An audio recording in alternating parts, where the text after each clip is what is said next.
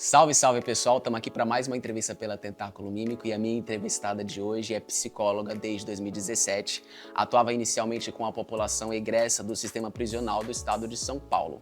Atualmente ela é DJ profissional e sua seleção musical é diversa com ritmos como drill, funk, afro house e outros. Ela também é especialista em análise do comportamento aplicada e é uma das idealizadoras do coletivo UGIMA, grupo de psicólogos negros da Baixada Santista que visa oferecer atendimentos acessíveis para a população negra. Também é filha de orixá, produtora cultural, social media e empreendedora. Eu tô falando de Nicole Mara, mais conhecida como Nicão da BPS. Vou começar te agradecendo por você aceitar fazer parte desse projeto. A gente está tentando fazer um registro, né? Deixar um documento com as falas dos artistas, dos trabalhadores da cidade, principalmente os que são de periferia e que atuam a partir desse lugar, né? Então agradeço demais. Acho que vai ser muito importante ter um registro seu aqui. E eu vou começar já te fazendo uma pergunta. Você cresceu aqui nesse território, Praia Grande, né? Foi orientada, a tua formação toda é orientada por esse território e pelas pessoas com quem você conviveu aqui. Mas aí você rodou o mundo, né? Foi se formar, estudou, foi trabalhar em outros lugares, teve outras experiências. Como é que tá a sua relação com essa cidade de agora? Bom, eu voltei, né, tem uns 6, 7 meses, mais ou menos. Vi muita coisa igual, né, mas muita coisa também diferente. Assim, eu vejo que, apesar do lugar estar igual, as pessoas, elas mudaram, né. Quando eu saí daqui, ainda se havia uma discussão inicial sobre o racismo, inclusive muitas dessas discussões aconteceram nesse quintal mesmo, né? Quando a gente teve, por exemplo, a oportunidade de ir para a Marcha das Mulheres Negras, houveram muitas, lá em Brasília, houveram muitas reuniões que aconteceram aqui. Mas isso eram coisas muito isoladas, né? Hoje eu já vejo uma galera se movimentando e mesmo aquelas pessoas que ainda não saíram da Matrix, né? Não entenderam ainda o que está acontecendo, elas já sabem que também não é mais da mesma forma como era antes, né? Há uma mudança, assim, de atmosfera, eu acho. Gente, quero agradecer mais uma vez a Yara do Kitutano e Conversando, que hoje a gente está novamente no quintal dela, gravando mais uma entrevista.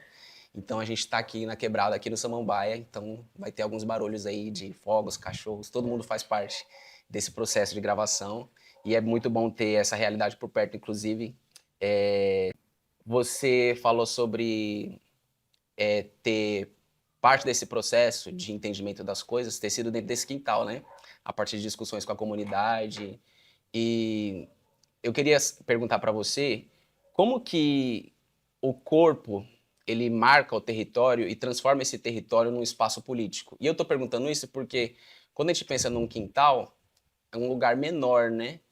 E ele consegue acolher muito mais gente do que lugares maiores que deveriam ser públicos, por exemplo. A gente pode pensar aqui as instituições, né, de modo geral. Como que é transformar um espaço que está dentro do cotidiano das pessoas, que é onde a pessoa vive e constrói a sua existência, né, de forma política e poética, num espaço de intervenção política, de educação popular, onde você acolhe outras pessoas? O que se aprende com esse processo? O que esse processo fala também sobre essa dinâmica da comunidade?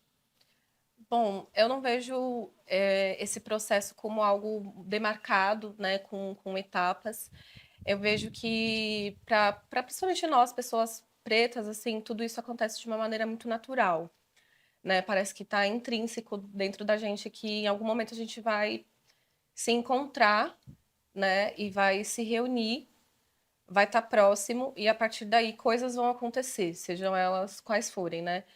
Aqui nesse quintal nasceu a BPS também, então a primeira edição da BPS, que é a festa, né, o coletivo que eu carrego no meu nome artístico, aconteceu aqui, que foi a partir do meu aniversário, era para ser o meu bolinho, a gente brinca até hoje, era só um bolinho. E só que um bolinho, né, comemorar o seu aniversário, né, é um evento, é um ato de força e de aquilombamento, né, de certa forma.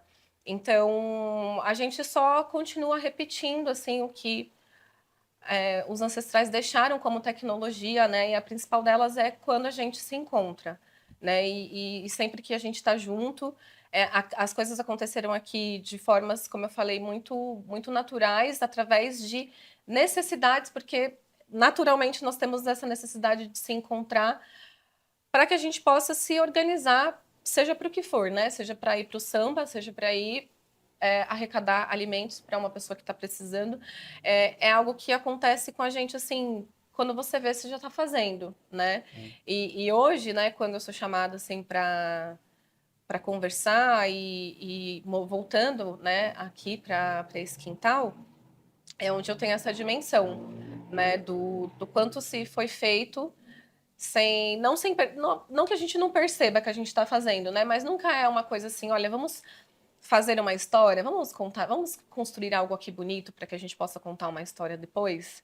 Nunca é a partir desse lugar, né? É muito difícil. Hoje, a minha tia, com quem tu estando e conversando, tem um projeto do Júlio das Pretas que ela traz as mulheres aqui para que elas possam se alimentar com uma comida gostosa, natural e acessível, né? Então, se começa a partir desse lugar de acolhimento, de reunião com fraternização, mas a gente acaba chegando também nos lugares de dor, né? Então, eu acredito que todo esse movimento, essa volta e tudo que foi construído, como eu falei, é algo muito, muito natural, assim, né? Mesmo que não se tivessem nomes, né? BPS, que tu estando e conversando, essas coisas aconteceriam aqui de qualquer forma. É muito assertiva essa relação que você está falando, natural do corpo com o território, né? E aí o corpo é político por si só, é o primeiro território de todos. É possível que essa naturalidade, essa relação de comunidade, de coletividade, ela seja um mecanismo dentro de espaços institucionais políticos? Olha, ao contrário de uma política, assim, momento polêmica, a galera fala muito sobre ocupar espaços, né? Que nós temos que ocupar tudo e tal.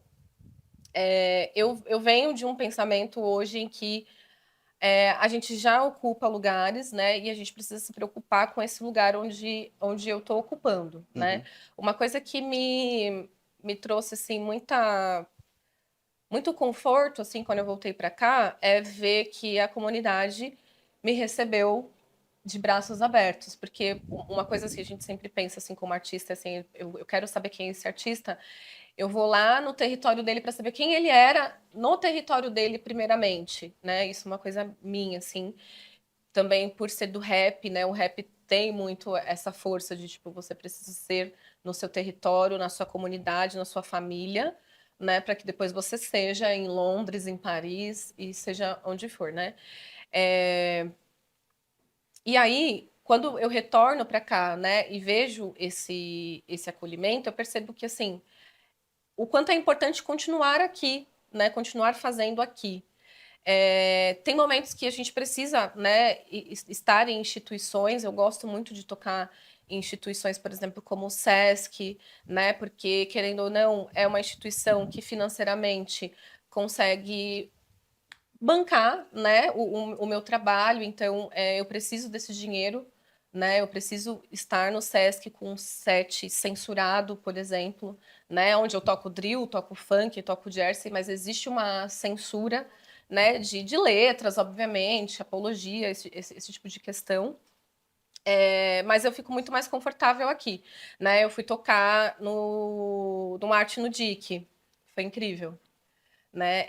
Então, por quê? Porque tinham crianças brincando, tinham idosos e apesar deles não entenderem o meu trabalho, né, não me conhecerem, não saberem ali quem eu sou artisticamente, pessoas vêm e falam assim, poxa, eu gostei muito do seu trabalho, né? Caramba, as crianças, eu gostei muito da sua roupa, eu gostei do seu cabelo, eu gostei da sua unha. E aí é onde eu vejo que eu falo assim, poxa, então esse é o pagamento, né? Agora também recentemente fui tocar no Rio Branco, a mesma coisa, né? Crianças, adolescentes que passavam, vê assim, nossa, eu gostei muito, né? Como você se veste e tal. Então, assim, alguma coisa fica, né, para essas pessoas. E eu vejo que é isso que importa, né? É importante estar lá, mas estar lá não pode ser o motivo da minha existência, né? Então, uma crítica que eu tenho, às vezes, em relação aos movimentos é tipo assim, você só venceu na vida porque você foi tocar no Sesc, né? Sendo que toda a minha trajetória enquanto artista fez com que o Sesc reconhecesse que, assim, olha, a gente não vai poder ignorar mais essa daqui, vai ter que chamar, né? Ela vai precisar também tocar aqui, marcar esse território, mas não significa que eu tenha vencido por causa disso, né? Não é isso que me faz ser uma grande artista e ser reconhecida no meu território. O meu território já me conhece pelo que eu sou, pelas coisas que eu faço, já me valida por isso, né? Então, eu acho importante, sim, a gente estar nesses espaços, mas não se matar para estar lá e quando chegar lá também não achar que é tudo flores, né? A gente sempre fala assim, você vai lá na Toca do Leão, aí vai lá na Toca do Leão, é mordido e volta chorando, né? Então, assim, já que você vai, então você também vá preparado para ser mordido pelo leão e voltar lá pro seu aconchego, limpar suas feridas e se entender nesse lugar, né? E não ficar nessa utopia de, nossa, a gente tem que ir lá, a gente tem que conseguir, porque muitos de nós não vai conseguir, não vai chegar lá. O vencer na vida não pode estar atrelado a isso. Tem uma coisa que você falou aqui que eu acho. Foi uma coisa que eu acessei acho que em 2018, já mais velho, assim. E eu gostaria muito de entender como que é o processo de outras pessoas que parecem ter acessado de alguma forma, né? E por que que é tão caro para alguns acessar? Que é essa coisa de estar lúcido do caos, da contradição dos espaços, né? Estar lúcido para lidar. Não é sobre poder estar ou não estar, mas estar lúcido e pronto para lidar caso você esteja, né? Isso é uma coisa que pra gente assim demora, porque você quer estar no lugar, você quer que a sua arte chegue lá, que seu trabalho ocupe, e quando você vai, você é pego de surpresa por uma violência, né? Ou você é pego de surpresa por um tratamento, por uma leitura, uma censura, e é difícil. A Luciane Nascimento, ela fala isso no trabalho de poesia dela, bom trazer as referências para perto, né? Sobre estar lúcido a respeito do caos, né? Essa lucidez chegou para Nicole, chegou com quantos anos e chegou através do quê? Bom, foi quando eu fui fazer a faculdade de psicologia, né? Eu acho que tudo que estava fragmentado se juntou, assim, porque, né, venho, assim, de uma família de mulheres, né? Então, uma mulher mais velha, que foi minha mãe, que teve que lidar com tudo isso, no escuro, né? Da forma que rolou, assim, como deu. Aí, em seguida, já vem a minha tia com um pouco mais de entendimento da coisa, mas também de formas assim não tão legais, né? Ela muito cedo foi estudar numa escola de pessoas brancas, e aí, né, lá no Canal 5 uma preta retinta, minha tia não é da minha cor, né? Enfim, ela é bem mais escura. Então, ela acabou entendendo isso um pouco mais cedo e de uma forma mais cruel, né? E aí ela conheceu a Casa da Mulher Negra, lá em Santos, tipo, do nada, em Santos, Uhum. uma luz, né? E ficou uma semente muito forte dentro dela, muito forte, né? E a partir dali, meio que ela foi caminhando sozinha, né? E aí, consequentemente, veio meu primo, que já é uma outra geração, né? E ela tinha essa preocupação em nortear minimamente a gente sobre, né, possíveis coisas que viriam a acontecer, né? Muito através da música também, do rap. Ainda quando eu era pequena, eu falava. A minha tia que ela estava escutando música de preto, eu 5, 6 anos. Mas eu sabia que depois eu ia tocar música de preto, não é mesmo? Viver disso. Mas é engraçado porque como que essa fala estava dentro de mim, né? Tipo, da onde isso saiu? Eu tinha 5, 6 anos. Mas existia esse tipo de fala.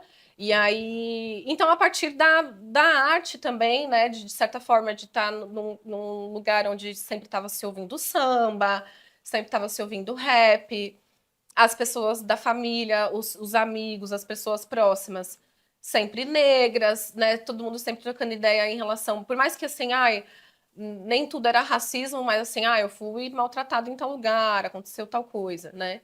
E aí, quando eu vou para a faculdade de psicologia, é onde todos esses fragmentos se juntam, né? Porque eu cheguei lá, tipo assim, meu Deus, e agora? Né? O que está acontecendo aqui? Né? Eu tive num primeiro ano de faculdade uma sala com pessoas mais velhas, pessoas já com conceitos, né, muito formados. Tinha pastor na minha sala e tinha a galera que seguia ele, assim, né? Então foram 2 primeiros anos que eles não sobreviveram. Óbvio que não iam sobreviver a Uhum. uma faculdade de psicologia se você não estiver pronto para se desprender, né, para sair. Não é aquela coisa assim de, ah, agora eu vou abraçar o bandido, a puta e o viado. Não é isso, né? Mas assim, de alguma forma, alguma coisa dentro de você vai se modificar, né? Então essa galera não sobreviveu. Mas nesses primeiros anos, foram 2 anos que eu fiquei questionando, assim, do tipo, será que é isso que eu quero, né? Será que é por aqui que eu tenho que ir e tal? E ao mesmo tempo que me questionava, eu via que, tipo assim, não, eu preciso continuar. Porque a galera precisa acordar, assim, tipo, alguém precisa falar que isso que está sendo dito aqui, eles não estão nem sabendo, eles não sabem o que eles estão falando, né? Não é da vivência deles, eles não passaram por isso.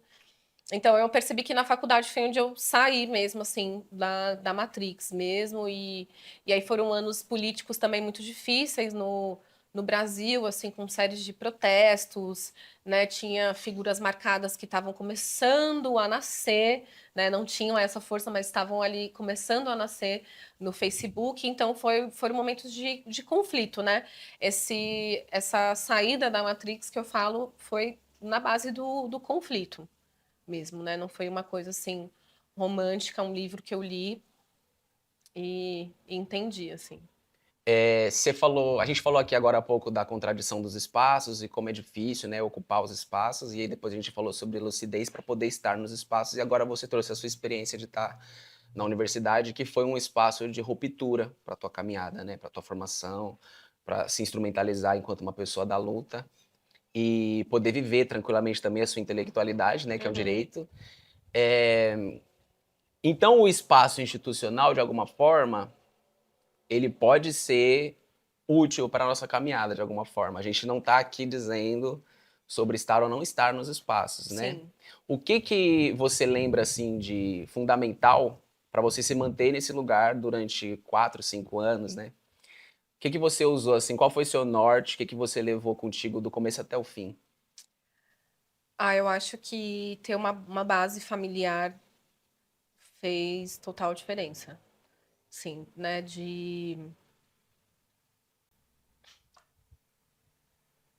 Eu tô sensível, eu tô menstruada. Droga. Tipo, ter a minha família acreditando, né, que era possível para mim, assim, quando eu contei para minha mãe, né, que eu queria entrar na faculdade, assim, ela ficou muito feliz, ela não esperava, né, porque ninguém, assim, na família tinha feito faculdade, e eu nem via isso, assim, como algo super, né, importante, mas eu quis fazer, né, eu queria ser psicóloga, e, e aí ter esse apoio, assim, minha família nunca me deixou não acreditar, assim, né? Eu acho que se eu virasse pra eles e falasse assim, ah, eu vou vender coco na praia, eles falavam assim, nossa, vai vender coco na praia, vai dar super certo. Vai ser a melhor nisso. Isso. Então isso faz toda a diferença, né? Você vai lá, mas você pensa o tempo todo assim, não, eu tenho mãe. Tipo, né? Tô engolindo um sapo aqui, mas eu tenho mãe. E a minha mãe é aquelas que a qualquer momento também, se eu precisasse que ela fosse lá, ela iria resolver coisa que ela nem sabe que tá acontecendo. Mas ter essa base, assim, né?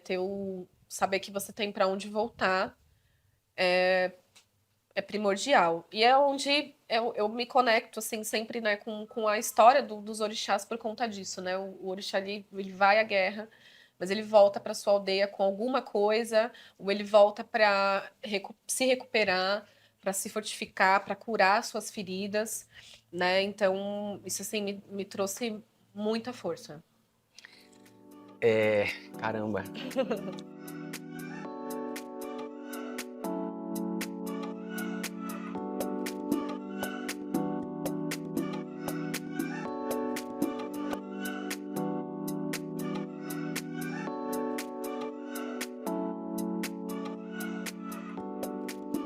Ter contato com essa parte sensível da vida, né, em momentos de dureza, é o Sim. que torna a gente forte de verdade para estar nos espaços.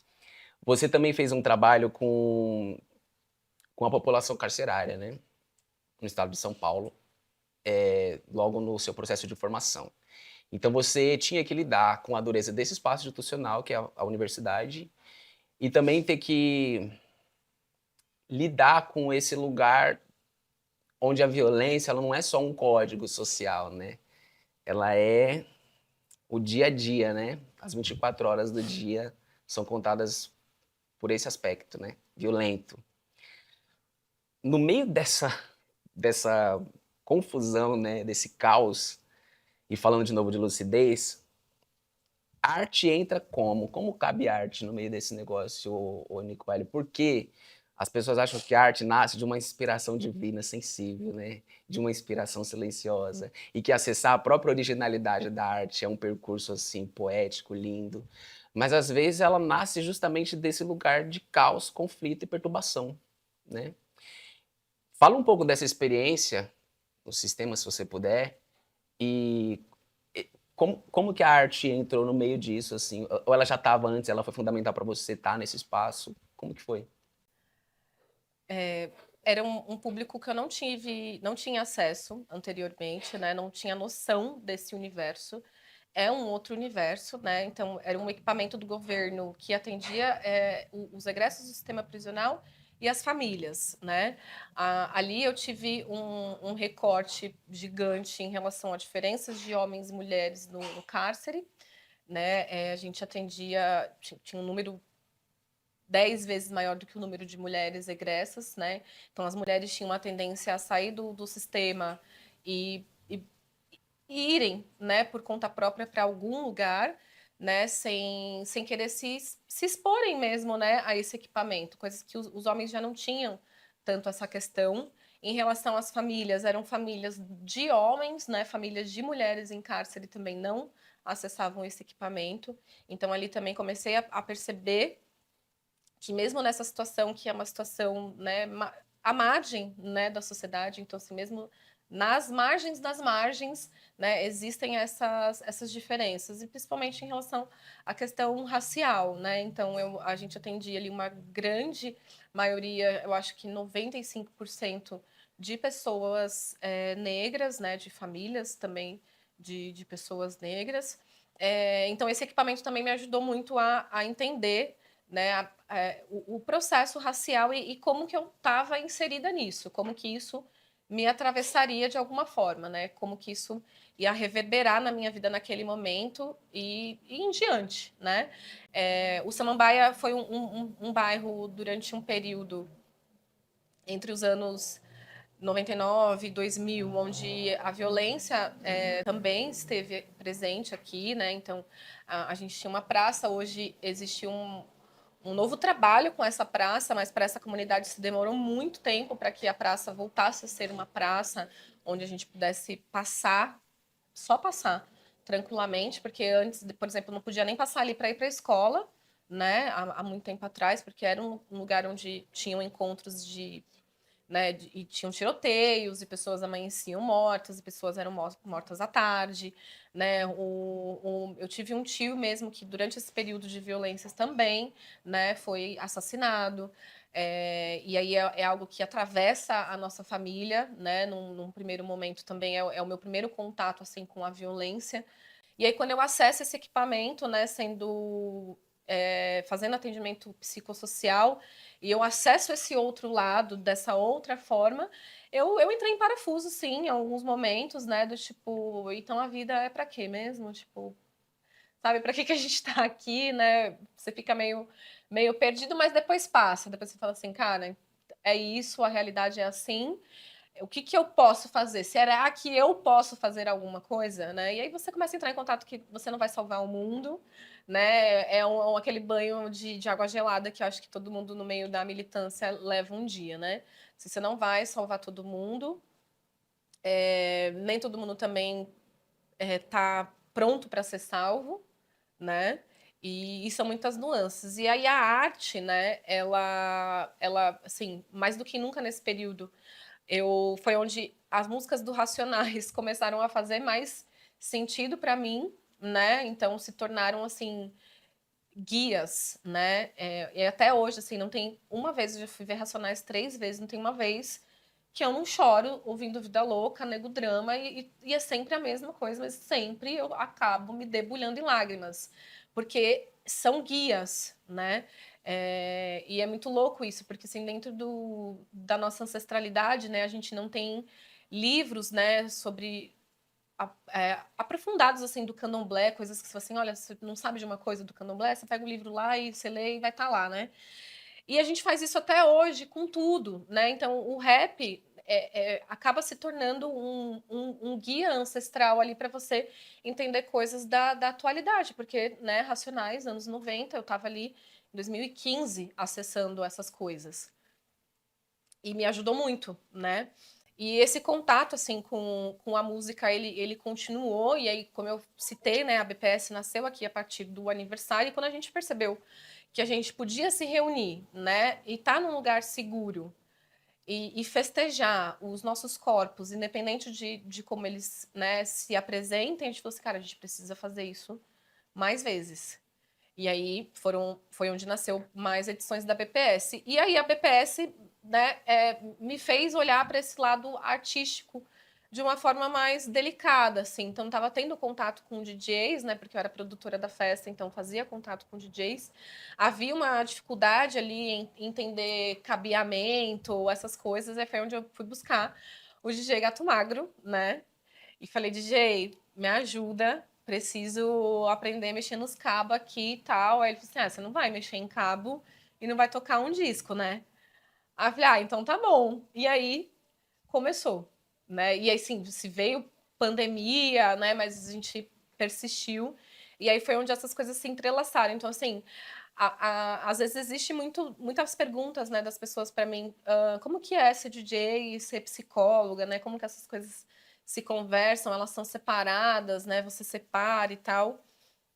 E dentro do que eu acredito, principalmente assim, ligado à minha ancestralidade, assim, eu não sou fragmentada, né? Não sou uma pessoa fragmentada, eu sou todas essas coisas, né, num corpo só, e essas coisas elas se conversam, às vezes elas não se conversam, às vezes elas precisam estar separadas, às vezes elas precisam estar juntas, né?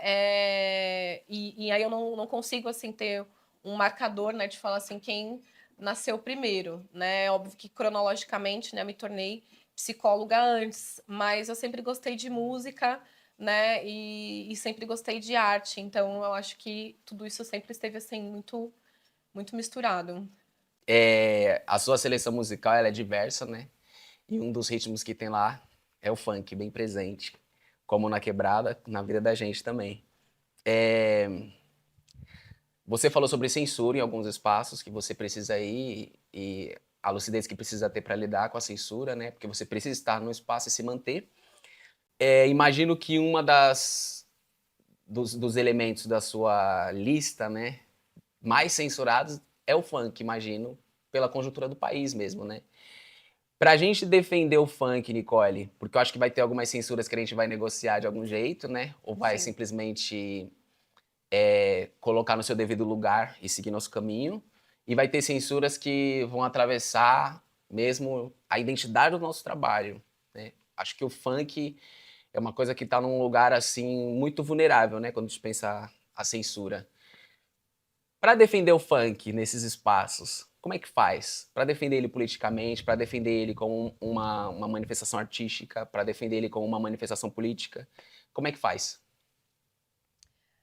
Bom, assim, o funk, para mim, ele tá muito ligado. Assim, tudo que vem da periferia tá interligado, né? Então eu não separo o movimento hip hop do movimento funk, por exemplo, né? Inclusive, você entrevistou o DJ Gato Magro, né? E é uma pessoa que me conta muito sobre esses dois elementos aqui na Baixada Santista. Né? Porque principalmente no território da Baixada Santista, o funk e o rap são muito aliados, né? Hoje eu percebo que não tanto de uma forma proximal, assim, de estarem sempre nos mesmos lugares, né? Então a galera do hip hop às vezes está em outros lugares e a do funk está em outro lugar. Mas culturalmente eles estão sempre muito próximos, né? E como o hip hop em si, né? Enquanto cultura, né? A gente não fala mais nem movimento. já é algo que é visto de uma forma mais marginalizada, né, por conta não só da música. Quando a gente fala do movimento funk, eu não vejo só a música em si, né?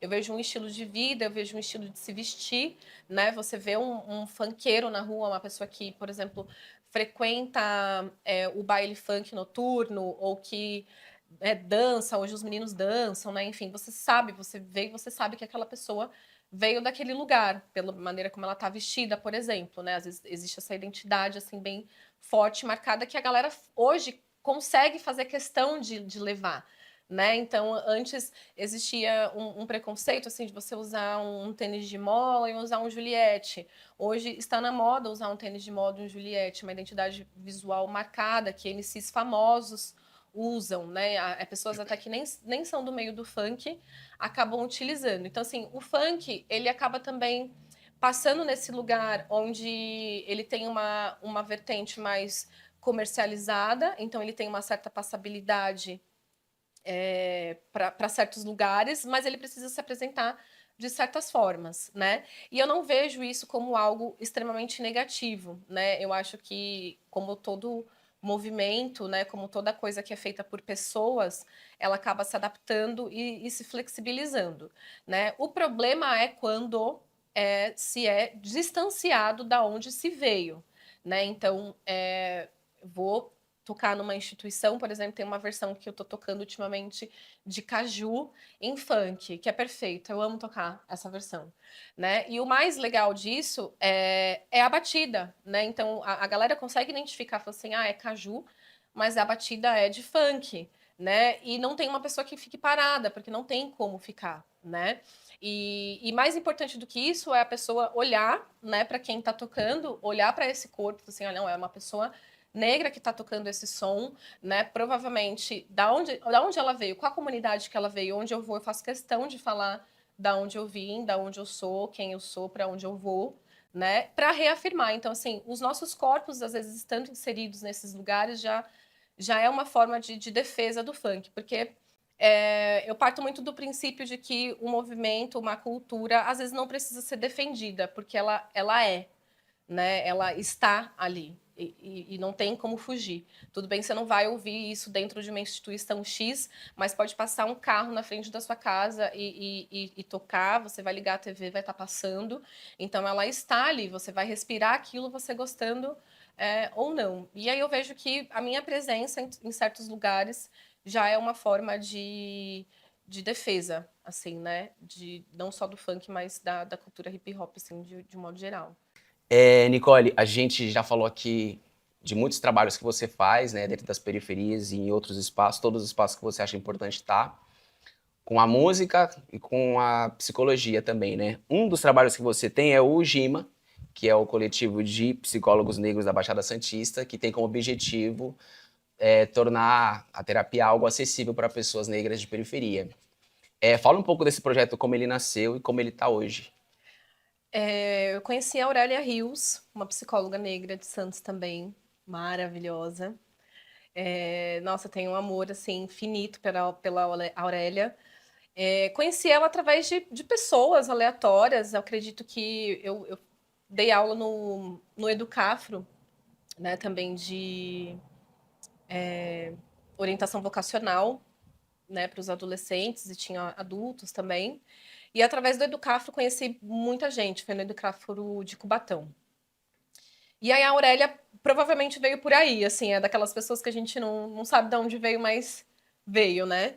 E a gente se encontrou e falei para ela, Aurélia, duas gerações totalmente diferentes de psicologia, né? O curso que eu fiz, ela foi a primeira aluna, por exemplo.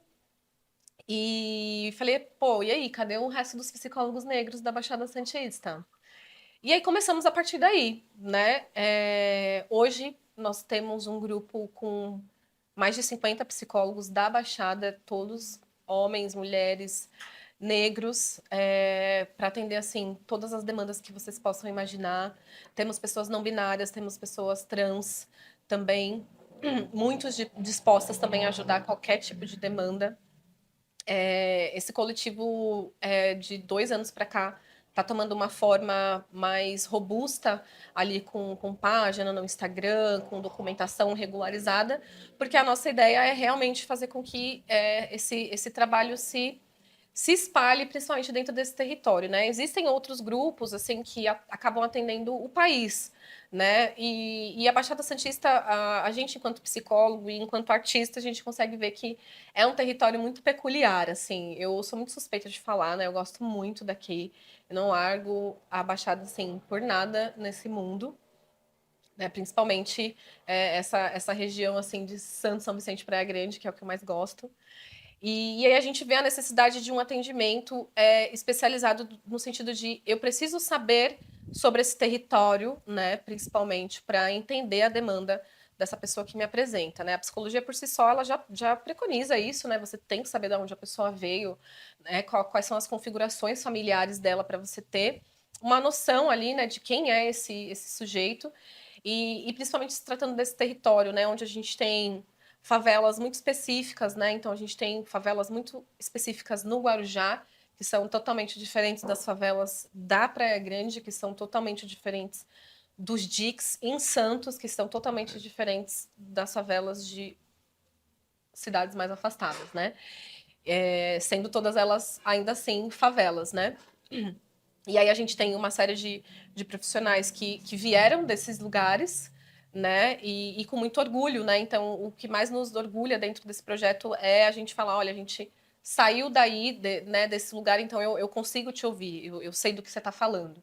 Não que alguém que não estivesse, né, nesse lugar não conseguisse ouvir e não conseguisse ajudar, né? Mas às vezes a pessoa ela quer ver um igual, né, ali de frente com ela. Quando me perguntam, né, falam assim, Nicole, faz diferença, né? Geralmente são pessoas brancas que me perguntam isso, né? Se faz diferença ser atendido por uma pessoa negra ou por uma pessoa branca. Eu digo que não há estudos ainda que dizem, né, que olha, a cor da pessoa vai Uhum. interferir no seu atendimento, mas a partir do momento que eu, enquanto sujeito, quero ser atendida, porque eu acho que vai Sim. ser, então né? Então sim, faz diferença. E a gente se pega muito nisso, né? Então, hoje o projeto tem um formulário onde as pessoas preenchem, né? Essa resposta chega para nós. E aí, dentro do grupo, a gente distribui, né, esses pacientes para quem está disponível. E a gente vai tentando ali, dentro dos nossos tentáculos, né? Acolher essa população da maneira que a gente consegue também. De todos esses lugares que você tá, esses trabalhos todos que você faz, participa com os coletivos, e eu queria voltar um pouco para aquela coisa da censura e da dificuldade de estar nos espaços. Eu gosto sempre de trazer essa coisa do macro para o micro, né? Que a gente atua às vezes também de um lugar meio particular, que é a nossa experiência mesmo. Qual é o lugar que a Nicole se recusa a estar, não negocia de jeito nenhum, e qual é o tipo de censura que ela não releva, assim, tipo, limite que com relação à sua arte e ao que você tem para dizer quando está nesse espaço? Meu Deus. Bom, assim, eu sempre vou me conectar com a história de orixá, assim, para tentar me guiar na atualidade, que é muito difícil, né? E quando eu falo da história de orixá, não estou falando da religião, né? Estou falando do meu ori mesmo. Quando eu me conecto com o meu ori, eu percebo que os lugares que eu não quero estar é onde a minha cabeça não está, né? É onde a minha cabeça não concorda, né? Então, tem lugares que eu discordo de algumas coisas, mas eu consigo me adaptar, né, ali para estar ali e conseguir estar. Mas tem lugares que eu percebo que eu não consigo, né, e que eu já nem vou, né. Eu tenho muito essa discussão com a minha tia de diversos lugares que eu não vou mais, porque eu não concordo com o que está acontecendo ali, não concordo com o que é falado, não concordo com a visão, né, das pessoas que estão ali. E às vezes lugares do próprio movimento mesmo. Por quê? Porque lugares que são aversivos, lugares que a gente já sabe, né, o que esperar, eu já nem vou mesmo, né? Eu já nem quero acessar. Como eu falei, eu não tenho essa coisa de tipo, eu vou lá provar para eles que eu posso estar aqui. Tipo, isso não tá dentro de mim, né? Mas tem lugares que eu acabo acessando, né, com pessoas que eu não concordo, que eu não gosto da maneira como leva, principalmente em relação às questões do movimento, o que prega e o que vive. Eu sou filha de Ogum, né? Então existe uma rigidez muito forte, assim, com a cabeça, assim, né? E a cabeça é sempre muito o guia, né? E aí eu percebo que quando eu tô nesses lugares que eu não concordo, a minha cabeça começa a parafusar. E aí, mas assim, são coisas que às vezes eu só descubro estando. A respeito do processo de caos, né, que eu citei aqui a Luciane Nascimento, quando a gente descobre a coisa, quando a gente percebe, a gente cria noção da estrutura, né, de como ela é violenta e tal, geralmente a gente surta muito no começo. A gente Uhum. fica, caramba, agora tem que se levantar, combater. E tudo é um grande risco. Você tá num Sim, lugar, qualquer comentário, vários almoços de domingo a gente joga a mesa pro alto. E é normal, porque é o primeiro contato. E a estrutura, ela dá esse choque mesmo, né? Mas depois de um tempo, quando você vai se instrumentalizando, se orientando a partir dos mais velhos, os que vieram e lutam há mais tempo que a gente, né? Algumas coisas vão se organizando e você também vai se colocando num lugar mais seguro para si mesmo e até para o próprio coletivo, né? Às vezes sim. não expor o outro também, os nossos iguais, nossos pares. Hoje, como quando você pega de surpresa pela violência num determinado espaço, como é que você faz? Você ainda explode ou você já está mais constrói outros caminhos, outras linguagens? Como que é?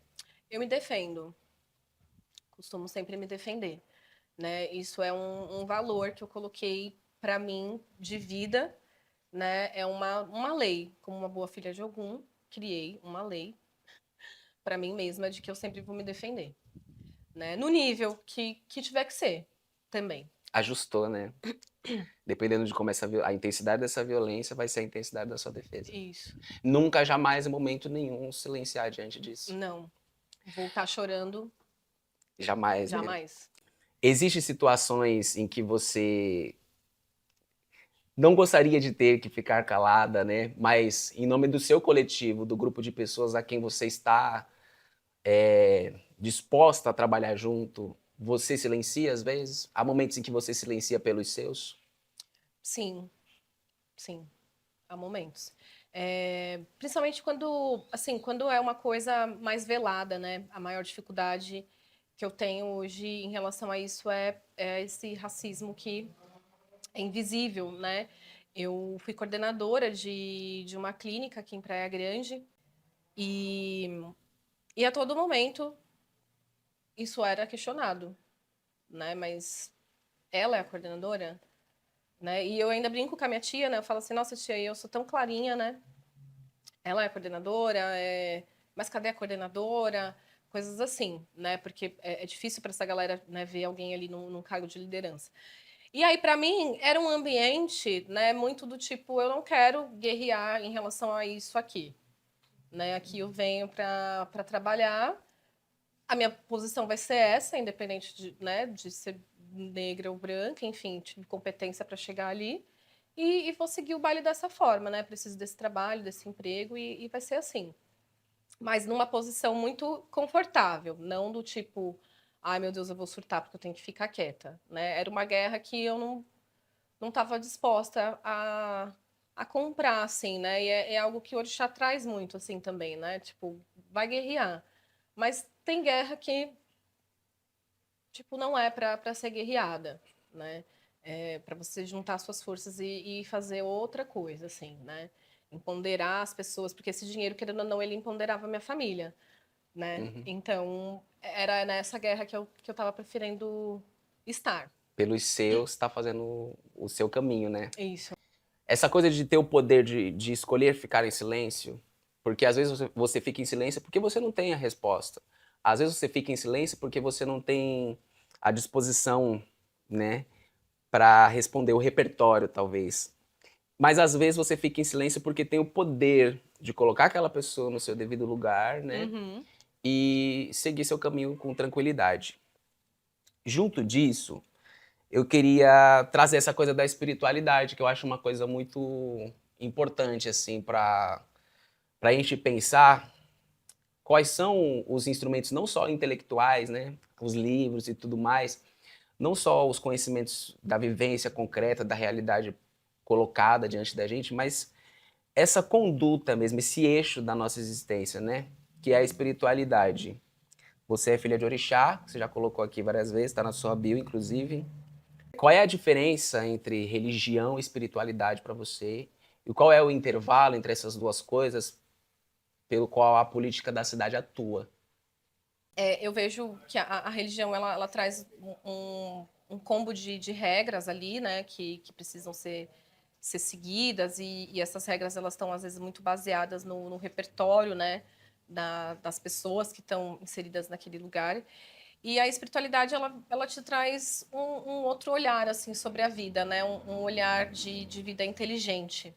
Assim, né? Eu vejo que às vezes a religião ela não deixa que a gente se conecte de uma maneira inteligente com o sobrenatural, né? O sobrenatural, às vezes, seja o orixá, seja o Espírito Santo, né? A forma como você vai nomear, ele está muito ligado a você, de fato, a sua conduta, né? Ao que você fala, o que eu gosto, né? Dentro das matrizes africanas é que você tem uma responsabilidade em relação àquilo que você faz, né? Você é responsável por aquilo, né? O orixá vai estar ali com você, vai te apoiar, mas você é responsável pelo que você está fazendo e ponto final, né? É uma coisa que a religião, independente de qual seja, às vezes não traz muito isso, assim, né? Acaba terceirizando muito essa coisa do que acontece na sua vida, né? De, enfim, sendo coisas boas, sendo coisas ruins. Aqui na Praia Grande, assim, é muito novo para mim, né, esse olhar em relação à religião, porque apesar de há anos, né, a gente ter a Iemanjá ali, né, como estátua, ainda assim é algo que parece para mim que assim, vamos deixar aqui, né, para eles então não encherem nosso saco e beleza e tal, né? Ao contrário de eu vejo assim às vezes eventos, grandíssimos eventos em relação a outras religiões acontecendo publicamente, e tal, e é algo que com as de matrizes africanas ainda, né, tem datas específicas, né, que isso pode ser praticado aqui e enfim. Mas eu não me sinto confortável, assim, como uma praticante aqui na Praia Grande. Na verdade, em nenhum lugar, assim, da Baixada, eu não sinto a Baixada Santista em relação a essa questão do candomblé à vontade, né? Digamos assim. Não é uma coisa como funciona, por exemplo, no Rio de Janeiro e em Salvador, né? Então, é algo que aqui, às vezes, ainda a gente precisa se esconder, né? Precisa fazer as coisas assim meio na surdina, porque não existe essa abertura, né? Você falou muito bem assim em relação à própria política da cidade, né? Não abraça essas ideias, apesar de muitos deles, eu acho que acabam aderindo isso em alguma instância, né? Mas não acabam não divulgando. Mas eu não acho assim que Praia Grande e a Baixada, de um modo geral, assim, seja um lugar muito confortável para essas práticas e para esses diálogos, principalmente, né?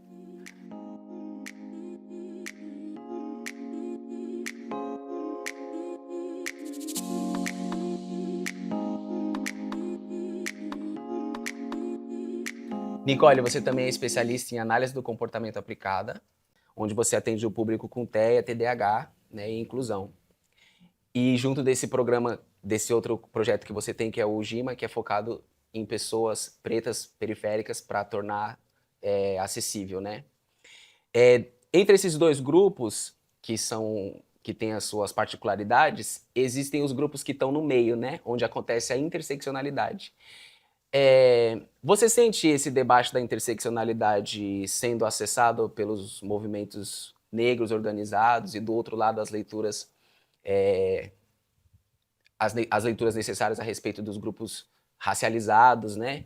Como é que você aborda no seu trabalho essa coisa da interseccionalidade a respeito das neurodivergências e dos grupos racializados e outros grupos que estão marginalizados de alguma forma? Bom, eu entrei assim nessa área já tem 7 anos, né, que eu estou trabalhando com esse público para ser mais específica autista, né? E é óbvio, né, que a gente é preto em todo lugar. E durante esse processo de especialização na área, né, porque é um público que você precisa se especializar, né, apesar de todo mundo falar hoje, ah, tudo é autismo. Não, não é que tudo é autismo, mas hoje a gente tem muito mais especialistas na área, a gente tem muito mais estudos na área, então a gente consegue identificar um pouco mais rápido, né, e identificar até mesmo antes dos sintomas, né, se tornarem ali sintomas que tragam um prejuízo para a vida do indivíduo. Então, por isso que hoje a gente fala tanto sobre o autismo. Mas apesar de se falar tanto, né, essas discussões, né, da inserção dessa galera nos ambientes ainda tá caminhando, né?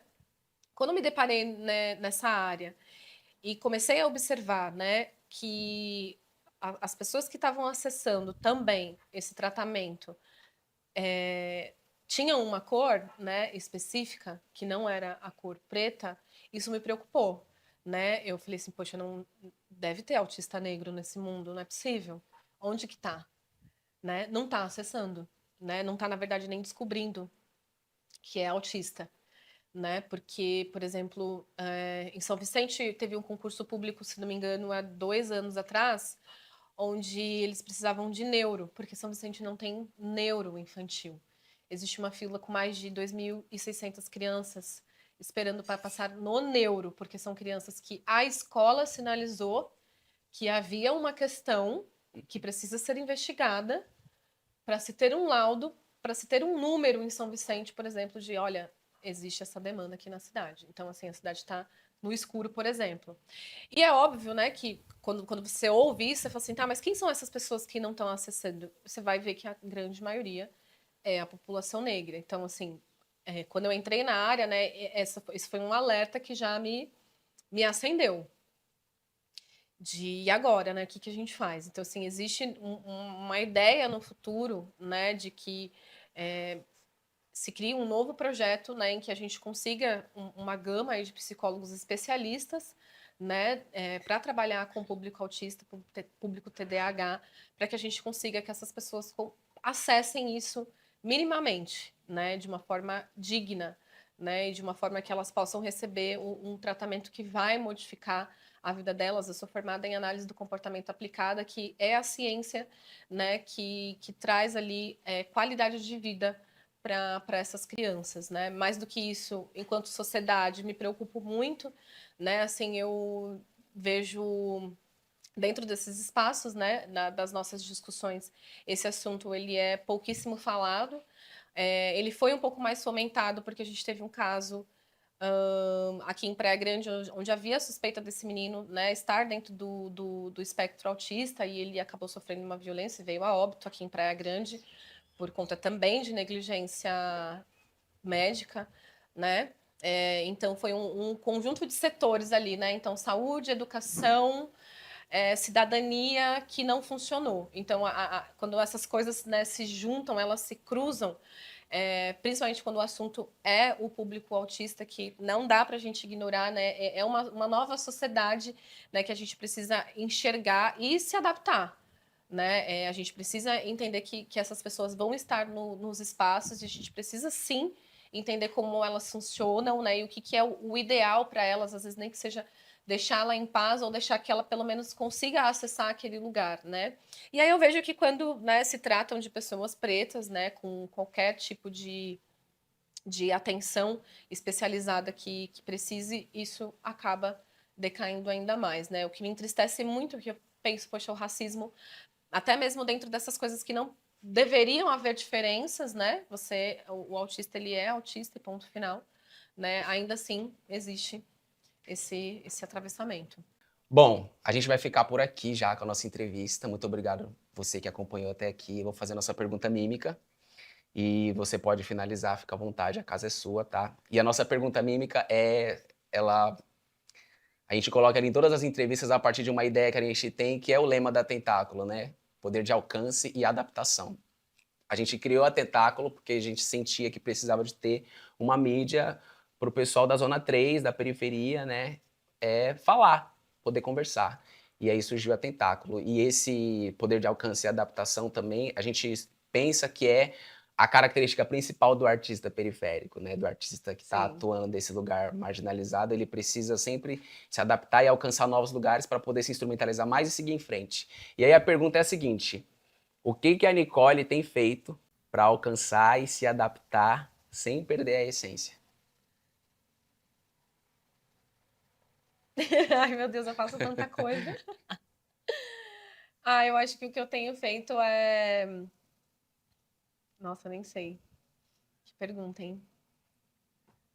A gente faz tanta coisa, né? Se envolve em tanta coisa, tá sempre em tanto movimento. Eu acho que sim, eu me mantenho em movimento, eu me mantenho conectando com pessoas, conhecendo pessoas novas, indo em lugares novos, ouvindo músicas novas. Eu acho que essa é a minha forma, assim, de fazer isso. Valeu demais. Obrigado. Gente, a gente fica por aqui. Isso aqui foi Nicole, Nicão da BPS. E até a próxima.